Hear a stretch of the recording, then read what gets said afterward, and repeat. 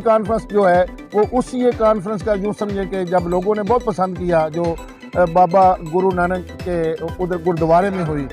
تو یہ حضور شیخ الاسلام کے جو بنیادی مقاصد ہیں کہ ہم نے اتحاد امت جو ہے اس کا نعرہ لگایا ہے، تو آج اس کی یہ سیرت النبی کانفرنس صلی اللہ علیہ وآلہ وسلم جو اس کا عملی تصور دیکھ رہے ہیں۔ اور یہی میں یہ بھی عرض کر دوں،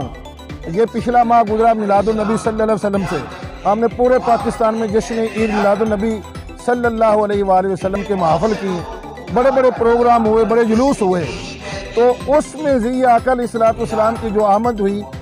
آپ نے ایک سیرت عطا کی۔ ابھی اسی میلاد کے پروگرام کو آگے بڑھاتے ہوئے اب آقا علیہ السلام کی سیرت پر عمل کرنے کے لیے اپنے ہونہار طلباء کے لیے ڈاکٹر حسین محی الدین صاحب جو ایک بہت طلباء کی سطح پر جا کر ان کو سیرت نبی کی بات بتا رہے ہیں، انشاءاللہ یہ فضا اور بھی بہتر ہوگی اور اتحاد امت کے حوالے سے لوگ اور آپس میں قریب ہوں گے۔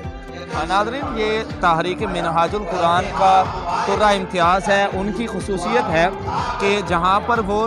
امت مسلمہ کے تمام مسالک کو اکٹھا کرتے نظر آ رہے ہیں، وہاں پر گزشتہ چند ماہ پہلے ننکانہ صاحب کی دھرتی پہ جو کہ سکھ مذہب کے بانی بابا گرو نانک دیو جی جو ہیں ان کا جنم ستان ہے گرودوارہ، وہاں پر انہوں نے انٹرنیشنل میلاد کانفرنس کروائی تھی، تو یہ انہی کا ترہ امتیاز ہے۔ تو اس بات پہ میں سمجھتا ہوں ہم جس بھی مسلک سے تعلق رکھتے ہوں ہمیں ایسے لوگوں کو اپریشیٹ کرنا چاہیے اور ان کی کوششوں کو سراہنا چاہیے۔ طلباء کے لیے آپ کا میسج کیا ہوگا سیرت النبی کے حوالے سے؟ میرا طلباء کے لیے فقط جو میں مختصر سے کرے ایک جملے میں کہوں کہ اس دور میں ہمارے پاس وقت نہیں ہے کہ ہم بہت بڑی بڑی سیرت رسول کی کتابیں پڑھ سکیں، وہ ماحول نہیں رہا، تو لہذا یوٹیوب پر جائیں اور ڈاکٹر طاہر القادری صاحب کو ریسرچ کریں، تو طاہر القادری صاحب کی جو ہے وہ جو خطابات ہیں ان کو وہ اپنی زندگی کا معمول بنائیں، ان کو وہ سنا کریں، تو انشاءاللہ تعالیٰ ان کی زندگی میں انقلاب آئے گا۔ اور بالخصوص حضور شیخ الاسلام کی سیرت رسول جو ایک اس زمانے میں بہت جدید سیرت پہ کتاب لکھی گئی ہے، اس کو اپنے مطالعہ کے لیے رکھیں، اور قرآن انسائکلوپیڈیا جو ہے اس کو اپنے گھروں کی زینت بنائیں، اور اسی کے ساتھ ساتھ ترجمہ عرفان القرآن یعنی قرآن پاک کی تلاوت سے اپنے دن کا آغاز کیا کریں، اور صرف تلاوت کی حد تک نہ رہیں، یعنی طلباء کو میری یہ ان کے لیے پیغام یہ ہے آج کے کانفرنس کا کہ وہ دن کا آغاز تلاوت قرآن پاک سے کریں اور اس کو ترجمہ کے ساتھ پڑھیں، اپنی زندگی میں کم از کم ایک مرتبہ قرآن پاک کو ترجمہ کے ساتھ بھی لازمی پڑھیں۔ تو گویا یہ سیرت کی جو بات ہے، جیسے میں نے کہا کہ سیرت رسول لکھی، پیر کرم شاہ صاحب نے سیرت ضیاء النبی لکھی، تو یہ جو قرآن مجید ہے آقا علیہ السلام نے بھی اللہ تبارک و تعالیٰ نے بھی آقا علیہ السلام کی سیرت کو محفوظ کرنے کا جو سب سے بڑی میں کہتا ہوں سیرت کی کتاب ہے وہ قرآن مجید ہے۔ کیا بات، کانا کھولو کھولو قرآن۔ سر میرا سوال،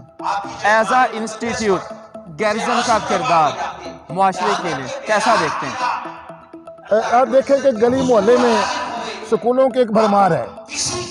لیکن یہ جو شعبہ تعلیم تھا آقا علیہ السلام خود سب سے بڑے معلم ہیں، جس کا کام تھا طلباء کے کردار کو سنوارنا، والدین کے وہ فرما بردار بنے۔ تو میں یہ سمجھتا ہوں کہ پاک گیریزن کالج ان تمام جتنے بھی اسکول کے سسٹم ہیں، جو کالج ہیں اسکول میں، ان میں سر فہرست نظر آتا ہے کہ تعلیم کے معیار میں دیکھیں تو وہاں بھی اس کا ایک اپنا نام ہے، سیرت میں دیکھیں طلباء کی تو باوضو رہنا بچوں کا اور کلاس سے پہلے درود پاک پڑھنا، تو یہ پاک گیریزن کی ایک بہت بڑی خوبی ہے۔ ہم ان کے لیے دعا بھی کرتے ہیں کہ اللہ تبارک و تعالیٰ اس سیرت النبی کانفرنس کے صدقے اس اسکول کو دن دگنی رات چوگنی ترقی عطا فرمائے، اور چودھری محمد یاسین صاحب جو اس کے سربراہ ہیں، پرنسپل ہیں، ان کو اپنی عظیم مقاصد میں کامیابیاں عطا فرمائے۔ طریق منہاج القرآن سینٹر پنجاب اور طریق منہاج القرآن ننکانہ صاحب کی خدمات ہمیشہ کے لیے پاک گیریزن کالج کے ساتھ ہے۔ میں دعا گو ہوں آپ کو اس چینل کے ذریعے آپ کے جو ممبرز ہیں، میں سمجھتا ہوں ایکٹیو ممبرز ہیں اور سوسائٹی کے لیے اپنا کردار ادا کریں، جیسے خالد محمود صاحب